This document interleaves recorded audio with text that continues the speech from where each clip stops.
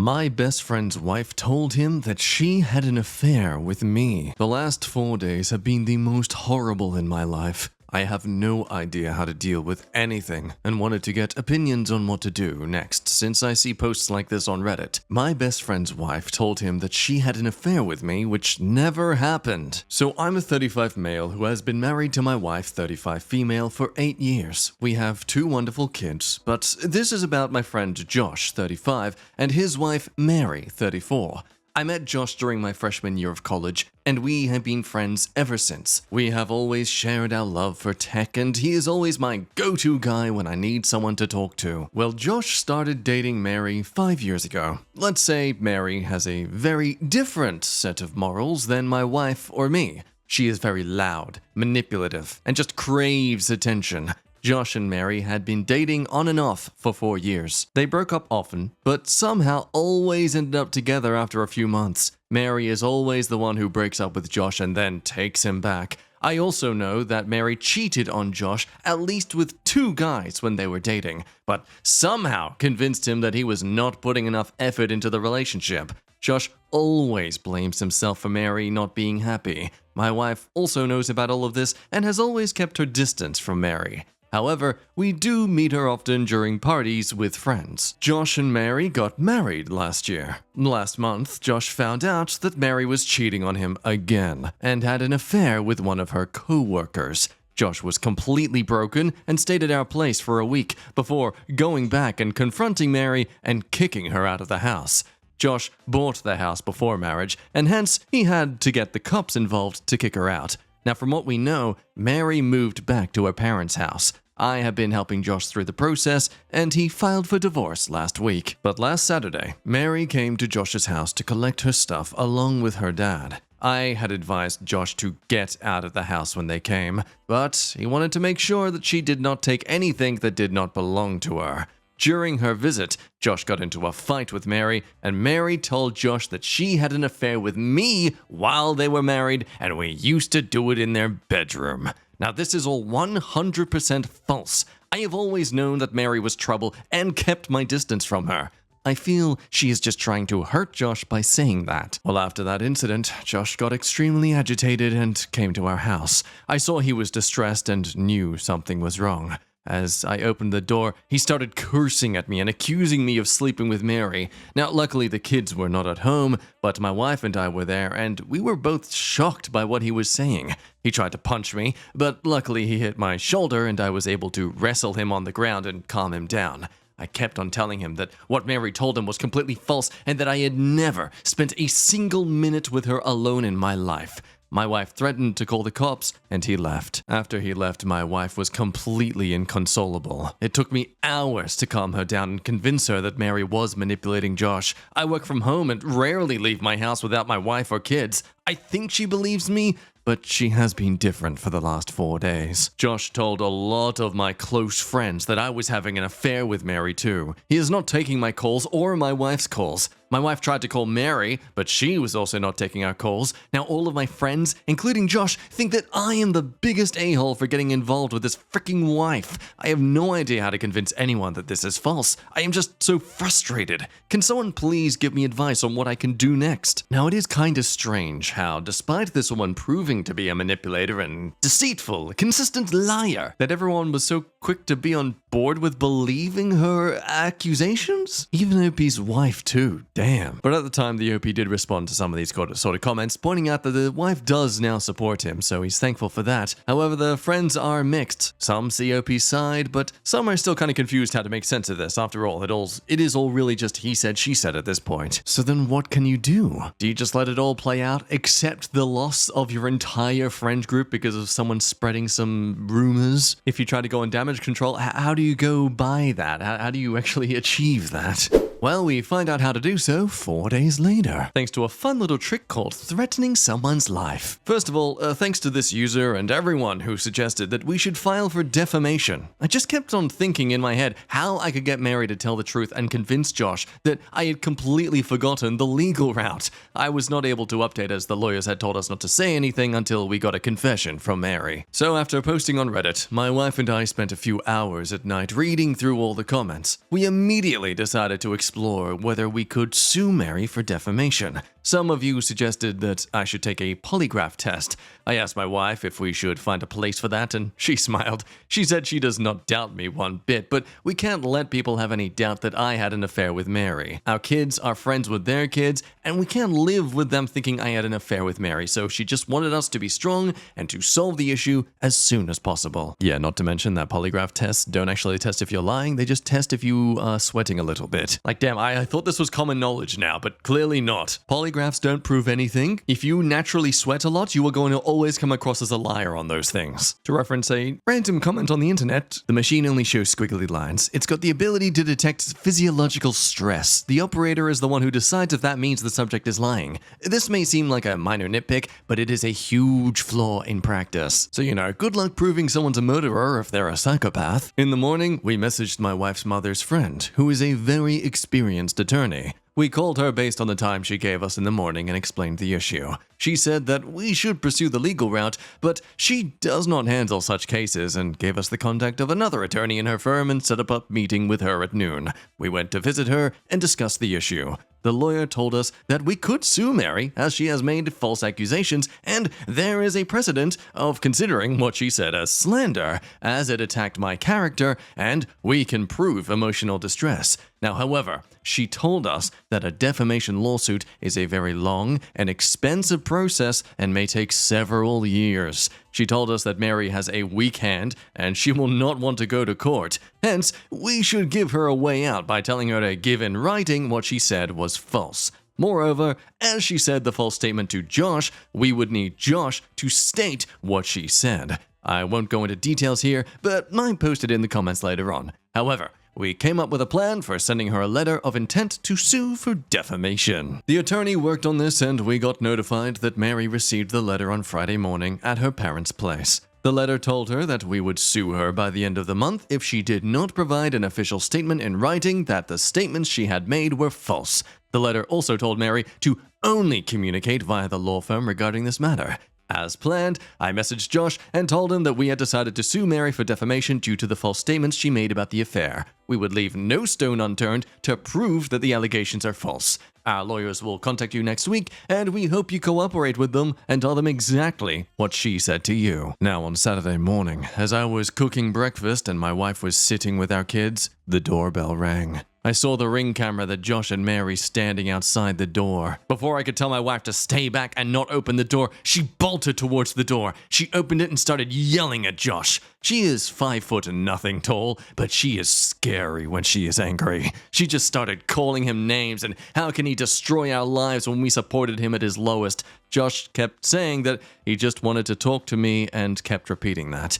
He looked down. My wife just kept yelling at him and telling him to get lost. Mary started talking then, saying that she was sorry for what she said. Josh was abusing her as she was packing, and she just said that to hurt him. She just kept on saying that Josh is such an idiot and has created such a big mess. My wife turned to her and told her that she better find a good lawyer to reply to our lawyers. At last, she told Josh that if he wanted to meet me, go and first make things right for me, and then slammed the door. Now, I just realized as I was watching all this from the breakfast table through the Ring camera, we recorded the whole conversation, including Mary confessing her lies. I felt so relieved in the moment knowing that I had proof of her telling the truth. We forwarded the video to our lawyer, and she sent a thumbs up and called us briefly to say that we should meet on Monday to discuss the next steps. After an hour or so, Josh messaged our friends group that he did a terrible thing and spread false statements about me.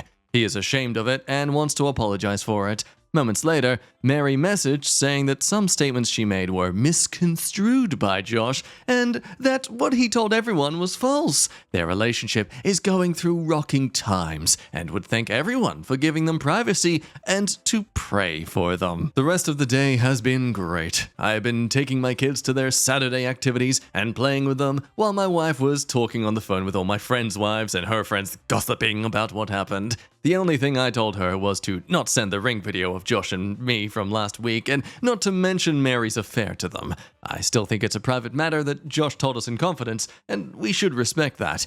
everyone was shocked that Josh attacked me physically. Now regarding my friends, I made a blanket statement that they all hate me in the last post, but in reality, 4 of my friends called me during this week to ask me what was going on. They told me they knew how crazy Mary was and asked me how they could support me. One of the friends was the one that Josh had called. He told me that Josh told him that Mary had an affair with me and he had filed for divorce. He conveniently left out the part about her cheating on her co-worker. I don't think anyone apart from my wife and I know the whole story. He knows at least 2 of the other friends Josh called and said the same. Now, due to this, the gossip started spreading that they were divorcing because of me, and most of my friends were just waiting on the sidelines instead of extending support to me. However, I think I learned who are the people that got my back in the end. In the end. English, Jack. About Josh. We still plan to file for a TRO against him and Mary next week. The lawyer said we should be able to get it for Josh as there is clear evidence of danger, but Mary might be a long shot. We will see what to do from there. As for our friendship, it's done. It ended the minute he decided to punch me, instead of at least asking me if it was true. I can't have people like him around my wife and kids. He was a great friend, but my family and their safety have a way higher priority than him. For Mary, I guess she wins. My wife still wants to push to get her to pay our legal fees. We will see what to do on Monday. Now, however, she was able to destroy Josh's support system with one lie. I was helping Josh through the whole divorce process, but he is on his own now. I also do not think many of my friends would be kind to him after the stuff he tried to do at my house. I feel bad for him, and I know he needs support and professional help. However, I did my part, and I hope he understands what's right for him in the future. Thanks again for so many helpful comments. My wife also wants to thank all of you, and I am glad this is over now. So I guess, yeah, technically a happy ending, but also kinda sad. This comment makes an accurate observation of Josh's relationship. Some people are so afraid to be lonely and alone that they choose a Mary than be happy with themselves. Mary is the type of person who knows exactly how to push the buttons with people like Josh. It's a doomed story. Now, what do you think about these people's theories, though? So many are rather doubtful that Josh was abusing her as she was packing, and she only said that to hurt him as a defense mechanism. Because after all, apparently, where was her dad in all this? Because he was actually there with her helping her pack her things. Makes one say that so either dad is completely oblivious and the worst wingman ever, or Josh wasn't abusing her during that time. Yeah, I'm thinking Mary's definition of abuse is, Josh said something I didn't want to hear. Josh wasn't begging me to forgive him and come back. my girlfriend wants to break up because I bought the wrong chocolate. It's time for someone to be absolutely torn apart by Reddit. I know this sounds crazy, but hear me out. My girlfriend and I have been together for almost 3 years now. Everything is going great and she's the love of my life. But today, something weird happened. I told her I'm going to the grocery store to buy some stuff for the next few days. I asked her to send me a list on Messenger. We always do this so I don't forget anything important. I asked her multiple times if she needed anything to make sure we had everything at home and didn't have to go to the grocery shopping again tomorrow. She said she wanted chocolates. Fine. What flavor should I bring? Any flavor is fine. You know what I don't like, so just don't bring that. She sounded annoyed, which confused me, but I thought she was just in a bad mood. Well, I went to the store, got all the stuff on the list, picked up some chocolates, and then headed home. When I got home, she asked where the chocolate was, and when I gave it to her, she exploded at me. I don't like caramel. How could you get such a simple thing wrong? Why did you ask if you didn't care about the answer? You're driving me crazy and I don't want to be with you anymore. I was flabbergasted. I tried to calm her down and have a conversation, but she stormed out and slammed the door. I want to give her space, but wow, what just happened?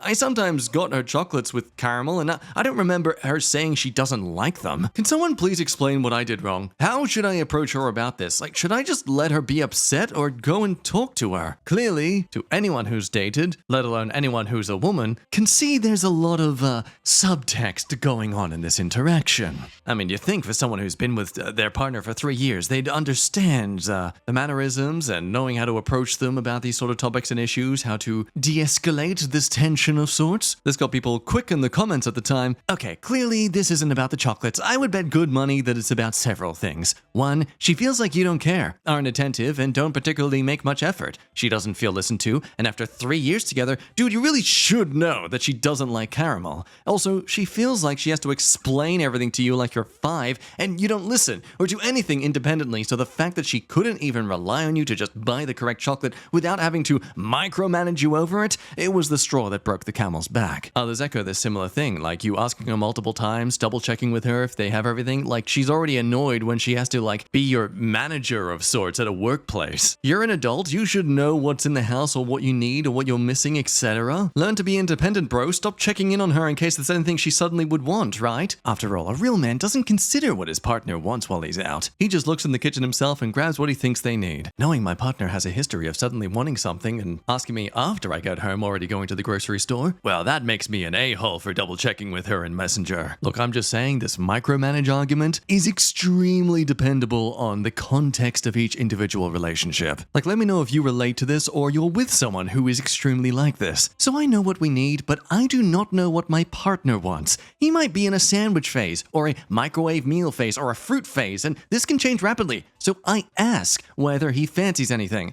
especially if he's not feeling too well and not going to the shops. Well, how dare you harass him about wanting to consider if he would like anything from you? Now, with all that said, hope he comes back with some edits that, oh man, you're really not helping in my arguments to defend you. So I asked her to write the list because she spends more time at home than I do, so I assumed she knows better what we need for the house. Some days I work 12-hour shifts and can't remember everything we need. I don't remember her explicitly saying that she hates caramel, but I will keep it in mind for next time. I didn't buy her a chocolate that she hates on purpose. I'm not a passive-aggressive person. Now, I do chores around the house, but because she's working from home most days, she does more of the chores as well. I have to travel to work every day, so we made an agreement about the chores and she was okay with it.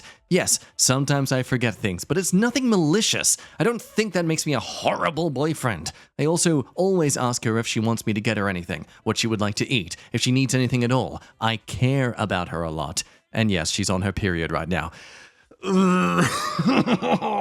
This never helps anyone on either side of the gender debate. Like, excusing one's behavior because of what their body's going through, it just enables misogynists out there to believe that women are, teenagers who are incapable of controlling their emotions. Or it also excuses people who are just genuinely a-holes from saying, oh, it's not my fault, it's just my body. Like, no, don't get me wrong. You're allowed to be stressed and frustrated and, enraged by the BS system God's given to our genetic biology. But when you project it onto other people and, harass them or make threats of sorts, like threatening to break up with someone, that sort of emotional distress, putting it onto others, no.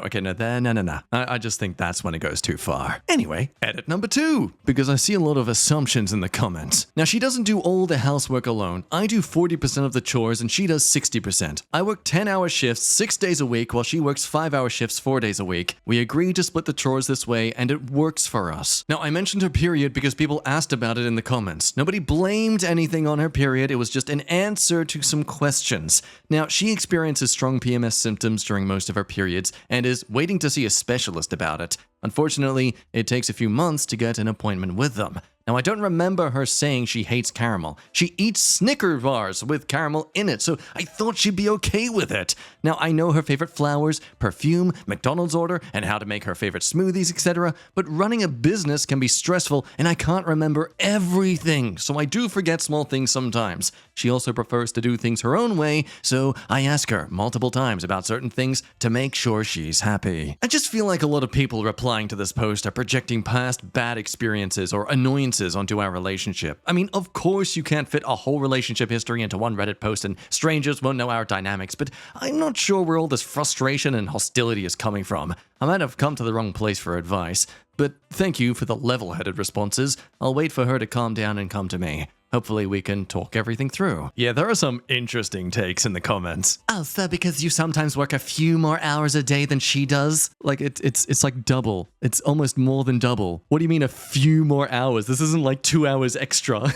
You are a 30-year-old man who is way too dependent on your girlfriend for things a capable adult should be able to do on their own. A relationship is supposed to be a partnership. Oh, absolutely. And I am all for that belief. I just find it hard to completely dismiss everything he's been doing in the relationship when you calculate the differences and he works 60 hours a week and she works 20. I'm not fully on this guy's side. I do think there are aspects of this relationship he could be working on, but the average work week is 40 hours. He is working that exact difference to her. And people are saying he deserves to be broken up with for forgetting a few things. I mean, come on. I feel that is going a bit dramatic. But okay, so it's established that everyone in the comments, well, most of the comments are extremely against this man for daring to not know things immediately every single hour of the day about his partner and being on her beck and call the moment she demands it. How dare you have some flaws? You shouldn't have things to work on. You should be perfect for her now. So many started talking about tipping points, and well, we do come across that sort of thing happening in the next few updates. This one being just a day later because it seems the OP couldn't really handle all this constant harassment. So I waited for my girlfriend to calm down and come to me. After a few hours, she did. She was crying and really apologetic. We talked about what happened. She said her PMS made her really upset and her hormones were acting up more than usual this month, making her more irritable. I told her I understood, but I needed some space to think, so I slept in the guest room. Now, I understand that she can't control her PMS symptoms, but I didn't grow up in a house where slamming doors and screaming at each other was a normal thing to do when someone is frustrated. Also, her saying that she wants to break up shouldn't be a heat of the moment thing. Now, even though most of the comments were attacking me and making all kinds of assumptions, they also made me think about the dynamics of my relationship and the burden I take on myself. I feel like I'm doing way more in the relationship than my girlfriend. I'm carrying most of the weight on my own shoulders. I thought it was normal because I really love her and want her to be happy. But now that people have pointed out the whole mental load thing and how responsibility should be shared, I'm starting to think I might have taken on too much. In a way, this might be the reason why she thinks she can treat me the way she did yesterday. Someone told me in the DMs that there's a fine line between being kind and being a pushover, and I sure as hell don't want to be taken advantage of because of my kindness. I'll talk to her today and see if we can figure out a way to share the responsibilities more evenly at home and in our relationship. I'll also have to lay down more boundaries, which will be hard, but I have to do it. Ah, yes. The critiques in the previous post successfully got the OP to reflect on his actions, but oh no! Instead of him wallowing in shame for being a filthy man thing to dare not consider he's the a-hole in this entire debacle. Oh no. He's suddenly realizing that actually he's the one who's actually,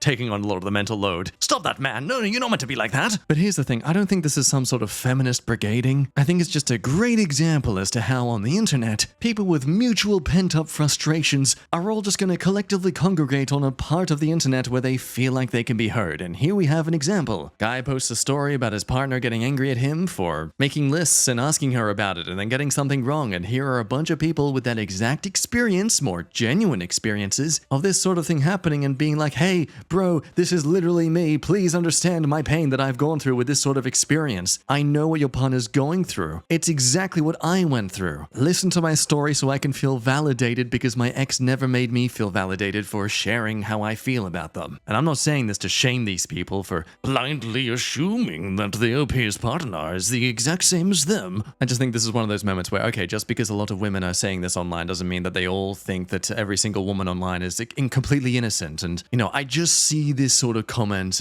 spread, making a lot of people resort to such sort of dramatic assumptions about everyone in a subreddit. It'll be misandrist one week, but then misogynistic the next, But anyway, OP returns with another quick update, which sort of ends it all. Not sure how many people will see this, but for some reason I'm getting requests for an update all of a sudden. After my last post, my girlfriend blew up again and threw a whole pizza on the floor because she got upset.